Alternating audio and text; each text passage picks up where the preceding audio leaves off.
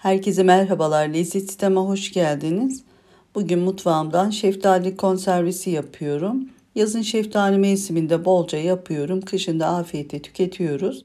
Şeftali konservemizin bir kısmını kompostu, bir kısmını blender ile çekip meyve suyu yaparak içiyoruz. Bir kısmını da birçok pasta ve kek tariflerinde kullanıyorum.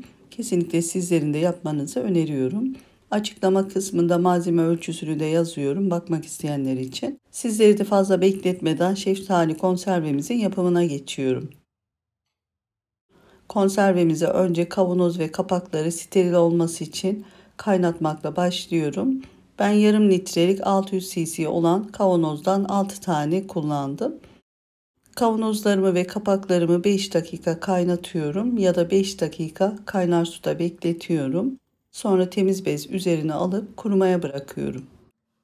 Şeftali konservesi için 3,5 kilo sağlam, sert olan şeftali kullanıyorum. Önce şeftalimizi bol suda güzelce yıkıyorum ve bir süzgecin üzerine alıyorum.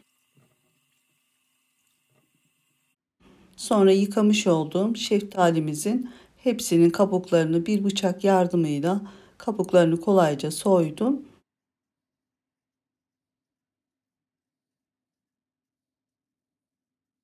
Soyduğum şeftalimizi tepsi üzerine aldım. Çekirdeklerini çıkarma kısmına geçiyorum.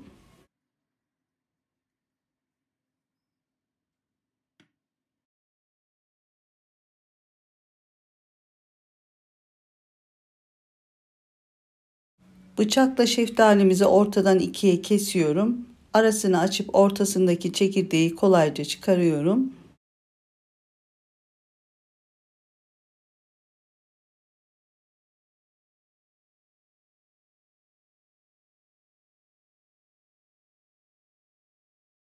Sonra ben şeftalimizin hepsini bu büyüklükte mini küpler halinde doğruyorum. Siz istediğiniz gibi doğrama şeklini yapabilirsiniz.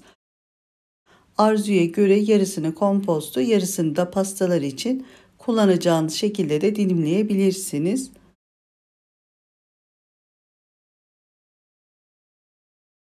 Şeftalimiz gördüğünüz gibi çok güzel bir şeftali. Bu aşamada doğradığımız şeftalilerin üzerine bir yemek kaşığı limon suyu ekleyip karıştırabilirsiniz. Bu aşamadan sonra da kavanozlara doldurma işlemini yapıyorum. Konservem için yarımlık kavanoz kullanıyorum. Arzuya göre 1 litrelik ya da küçük boy kavanozlardan da kullanabilirsiniz. Bir kaşık yardımıyla yarımlık kavanozların ağzında bir parmak boşluk kalacak şekilde şeftalimizden dolduruyorum. Ortalama 3,5 kilo şeftalimizden yarımlık 6 tane kavanoz tam yeterli oluyor. Şeftalimizi 6 kavanoza ağzından 1-2 parmak boşluk kalacak şekilde paylaştırdım. Üzerine her bir kavanoz için ikişer yemek kaşığı dolusu toz şeker ekliyorum. Yeterli oluyor. Arzuya göre şeker miktarını damak tadınıza göre de ayarlayabilirsiniz.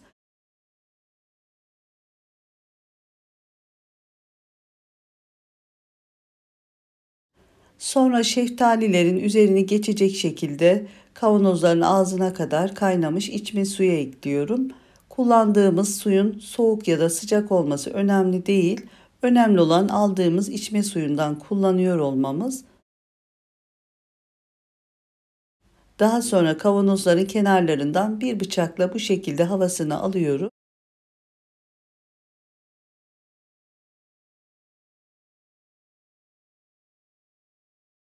Kavanozun ağız kenarlarında ıslaklık varsa peçete ile kenarlarını siliyorum.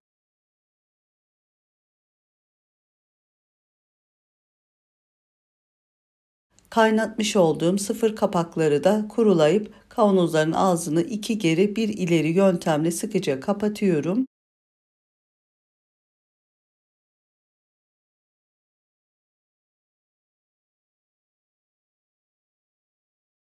Kavanozları kapattıktan sonra şekerlerin dağılması için 2-3 kez bu şekilde sallıyorum.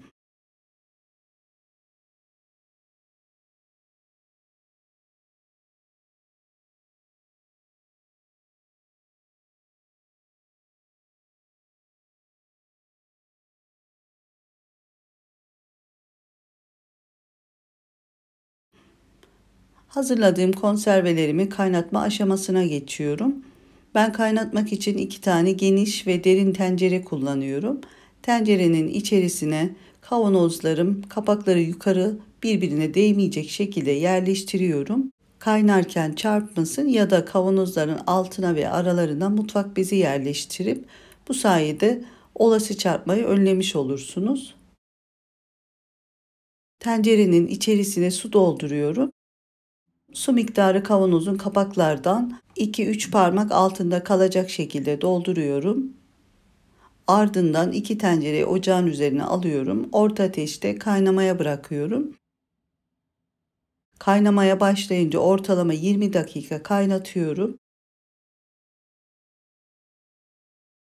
Ocağımı kapatıyorum. 5 dakika konserveler suyun içerisinde bekletiyorum. Sonra konserveleri elimizin yanmaması için kalın bir mutfak beziyle kavanozu teker teker çıkarıyorum. Çıkardığım kavanozların kapaklarını sıkıca kapatıyorum.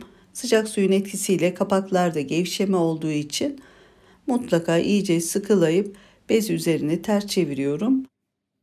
Kapakları sıkılarken hafif hava sesi gelir. Bu sizi tedirgin etmesin.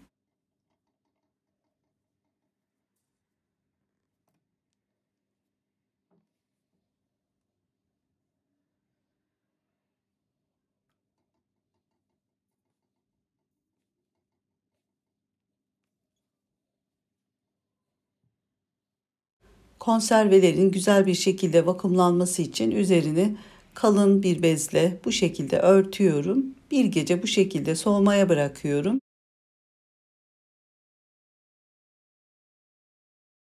Ertesi gün soğuyan konservelerimin üzerine açıyorum. Hepsinin kapaklarını teker teker kontrol ediyorum.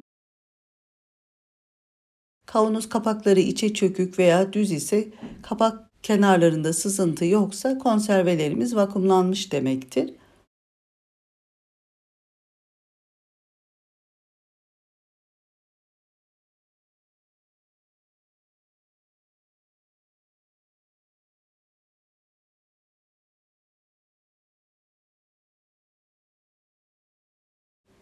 Şeftali konservelerimiz oldu. Konservelerimi düz konuma getiriyorum. Serin karanlık, güneş görmeyen bir yerde bir yıl bozulmadan saklayabilirsiniz. İster hemen başlayın, ister kışın mis kokusuyla şeftali konservemizi tüketmeye başlayabilirsiniz. Şeftali çok sevdiğimiz bir meyve olduğu için yazın bol bol yapıyorum. Çok kullanışlı oluyor. İster kompostu, ister meyve suyu yapın. İsterseniz pastalarda, tatlılarda kullanın. Şeftali konservemi 20 gün sonra sizlerin de görmeniz için bir tane kavanozumu bıçak yardımıyla açıyorum.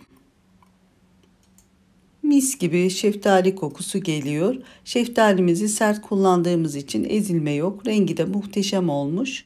Kesinlikle tavsiye ediyorum. Bir tarifimin daha sonuna geldim. Videomu buraya kadar izlediyseniz, beğendiyseniz beğeni ve yorumlarınızı bekliyorum. Henüz kanalıma abone değilseniz abone olup sevdiklerinize paylaşırsanız çok sevinirim. Şimdiden herkese çok teşekkür ediyorum. Bir sonraki tariflerimde görüşmek üzere. Hoşça kalın, sevgiyle kalın.